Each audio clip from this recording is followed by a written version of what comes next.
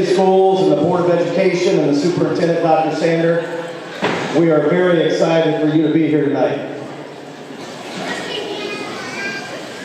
Back in 2011, the summer after Luke Kennard's 8th grade year, we were attending a team camp at the University of Michigan.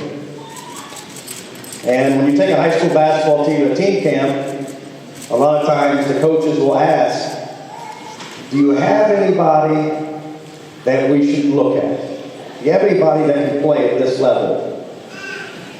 And I kind of paused for a second. I said, well, you know, we do have an 8th grader who's going to be a freshman.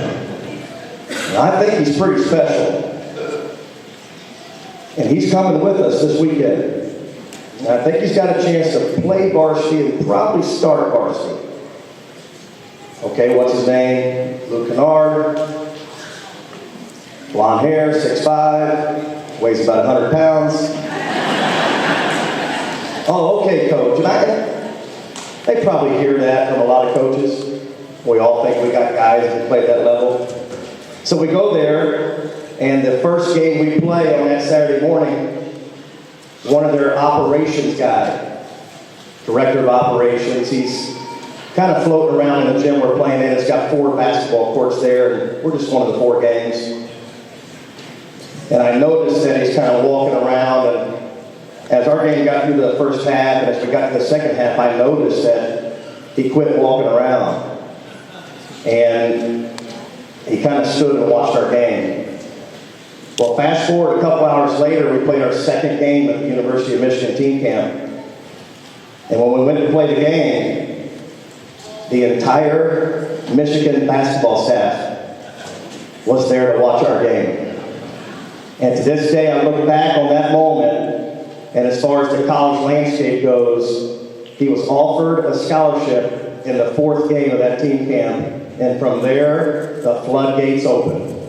We are so honored tonight to have former Franklin Wildcat, former Duke Blue Devil, and current LA Clipper, Luke Kennard.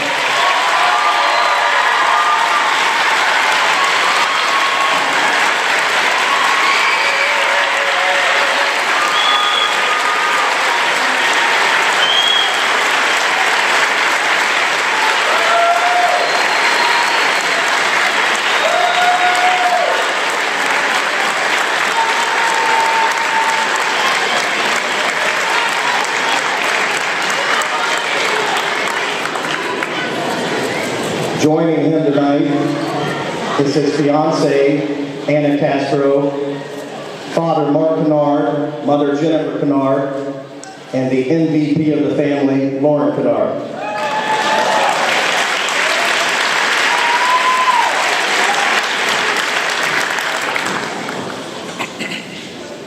With that being said, I'm going to pull up a member from the Board of Education, Mr. Chris Sizemore.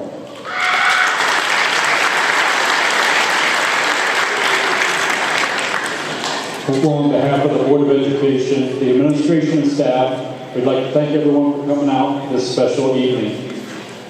And some of my earliest memories of watching the Wildcats play in this gym, I remember watching Luke Kennard wearing number 10 and leading the Wildcats to victory. Well, that was Luke's dad, Mark, and in my 10-year-old mind, I wasn't sure anyone could exceed where Mark was in terms of basketball talent. However, when Luke came along, it was clear, boy, was I wrong. Among his games I saw over the 4 years he played at Franklin, one of the most incredible games I've ever seen was at Brookville. I believe it was his senior year. I think Luke came out at his first 11 threes and was sitting at about 40 points by half. The cool thing was watching the huge number of Brookville kids that lined up after the game to get his autograph, even after we had just beat them by 50. He accommodated them as many, and he took care of as many as he could before we had to catch the bus to leave. And that's just the way Luke handled the community, even with the opposing team. So Luke, the board thanks you for all that you've done for our school and community. We're thrilled that you will be joining the prestigious list of all-time greats that have been honored with having their number retired here at Franklin. as your number 10 will never be worn on the basketball court again. We wish you all the best in the future, and we really hope that they will put you in that three-point contest in Cleveland during All-Star Weekend.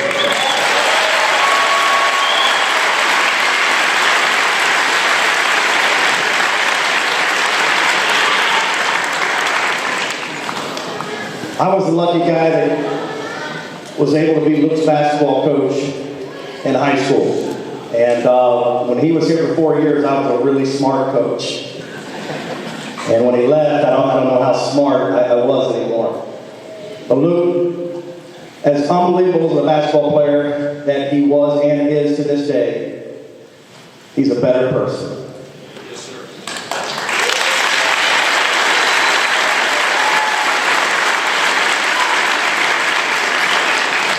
High character, one of the most humble guys I've ever been around.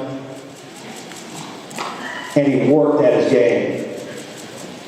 Up and down the streets with his dad making him put the right hand in his pocket, dribble with his left hand. In this gym on Sunday afternoons during youth games, when the gym was open, you could hear basketball, and he was in here pounding it. Just an unbelievable ambassador for our basketball program. If I could share one story with you, one of my favorite stories about Luke. He had an unbelievable career here at Franklin. The numbers speak for themselves. But one thing we had never been able to do back then in the Division II sectional for you basketball people was brutal. Alter, CJ, Thurgood, Dunbar. I always thought we would have been better off back then being in a Division I sectional. Well, we got to a sectional final game for the 4th year in a row. And the previous 3 years did not go like any of us wanted them to go. And we're playing Dayton opponents who 2 weeks before that game beat Dunbar in the regular season by 30. And this is our chance to get over that hump and win a sectional final. Luke knew it, Evan knew it, Balboa knew it, Rydell Thompson, our staff knew it. We had to win this game.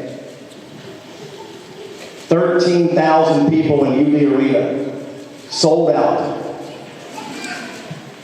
Halftime of the game before us, a long time assistant coach Ronnie Rhodes comes up and says, "Coach, we got a problem. Again, we're trying to win a sectional final. It's a pretty intense night. It's halftime of the game before us. We're going to tip off here in another 20 or 30 minutes." He says, "B, Luke forgot his shoes."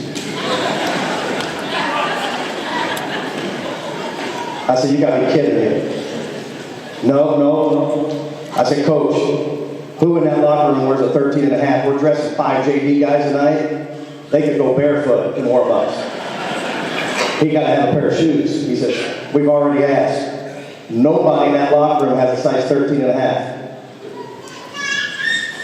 Oh my goodness. I walk out, I look at Jennifer and Mark. Jennifer this day tells you, "I knew your look. Something was bad." I go over to Mark and Jennifer, I said, "We got a problem. Luke does not have his shoes and nobody in our room has a size 13 and a half. He's going to wear a size 13 to warm up in." And he says it kind of hurt his feet when he put the shoes on. Without thinking, Mark Kennard sprinted up those stairs at UD Arena. He says, "I'm going to the school." Takes off running. After a couple minutes, I start thinking, how's he going to get into our high school? Because everybody in Franklin's at UD Arena right now. Somehow he gets in the building, but I can tell you one thing, he did not have a key to our team room. Mark Kennard broke the door down to get the shoes. That is true. Got the shoes, he said he broke every record known to man, driving back to UD Arena to get those shoes to Luke before the game. But I want everybody in here to know tonight that we were going to get those shoes before we tipped off because we had a plan. I had told my assistant coach, Ronnie Rhodes, in the hallway privately, that if Mark Kennard does not get back with Luke's shoes by the time we get ready to end our warm-ups and go to the bench to do the introductions, I need you to do something for me. He said, "Anything, Coach." I said, "I need you to walk the half court on the way to our bench. I need you to pass out. And I need you to fake a heart attack at half court of Union Arena. And I don't care what they do, kind of like the movie Sandlot, don't act like you're fine until we know that Luke has his shoes. By the way, we ended up winning that game in front of a sold-out crowd. Luke Kennard had 47 points.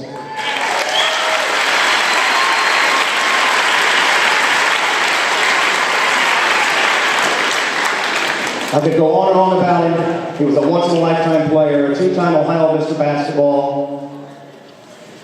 And we're very honored tonight that board member Lori Riley and board member Rachel Rupert are going to take the cover off the retired jersey number 10. And number 10 will never, ever be worn here again in this gym or any other gym in Franklin basketball history.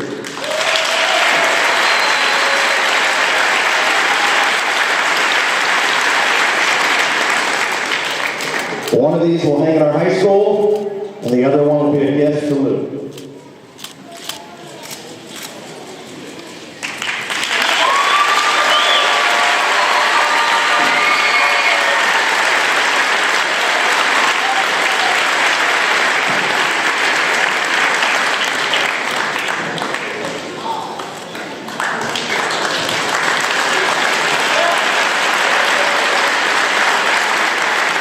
I'm going to bring Luke up as he wanted to say a few things to the crowd tonight.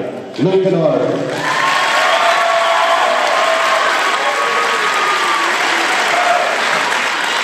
My dad has never been the same after getting a sprint across UD parking lot in my shoes, so thanks for that. Appreciate it. All right, my bad. We're good? All right. No, first off, I'm glad I could make it tonight. It's been a crazy couple of weeks. The Clippers, we've been traveling. I'm glad it worked out.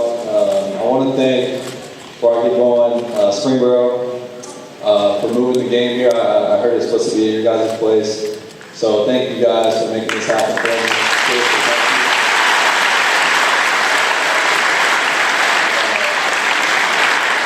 I'll keep it pretty short. First off, I just wanted to thank some people. I'll first start with some of my teammates. I know some of them are here. I saw them in the crowds. I'll see them after the game or halftime or something. But my teammates, man, I was just talking to some people in the back about how hard they pushed me ever since we were young kids. I mean, some of my best friends are still here, and they made me better as a player. And just growing up here in Franklin, they pushed me. They sacrificed a lot to get me better and allow me to become the player that I am today. So thank you guys. My family. Actually, I'll get to you guys last. That's the last. Coaches, assistant coaches, and then obviously Coach Bales. Thank you guys for all the work that you guys put in for me, staying extra after practices, for pushing me again, and being hard on me. I mean, they didn't make anything easy. Coach Bales didn't make anything easy, but he knew what I was capable of. He knew that I could be a really good player, and I thank him for everything that he did for me and his family. They were like another family to me, so I can't thank them enough. Izzy Bales, man. My boy, yeah. And then community, Franklin, Ohio. I mean, everywhere that I go, everybody knows where I'm from. And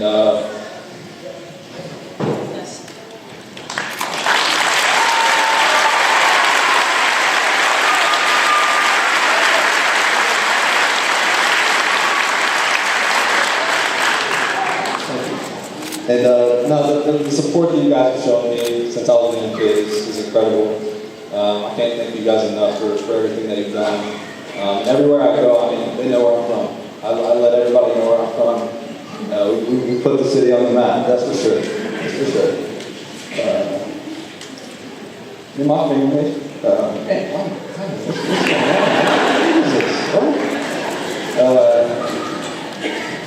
My family.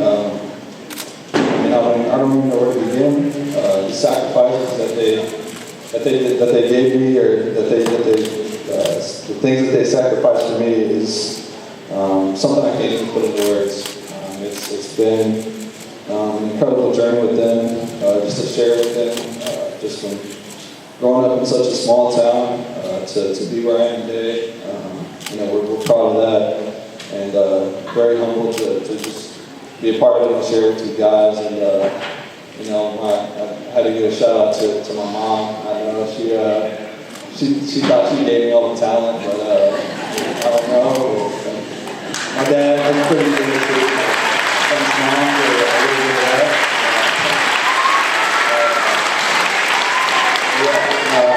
I wouldn't be here without them. It's been an incredible journey so far. I'm glad to be back in Franklin just for a day, but thank you guys. It's such a big night. I'm glad I can enjoy it and watch our Wildcats tonight. So good luck, and go Penguins too. Good day.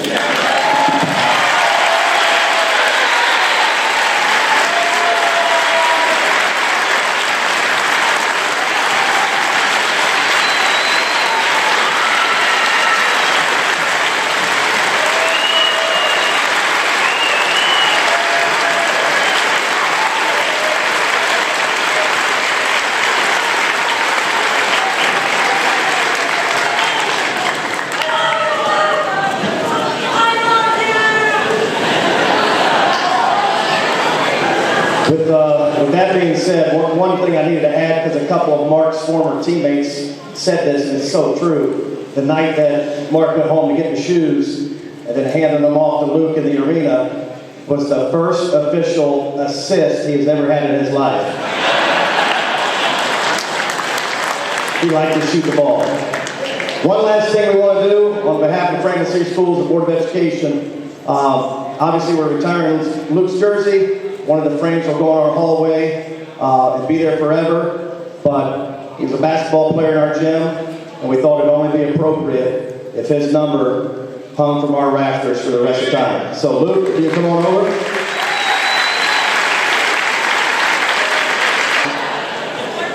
Three, two, one.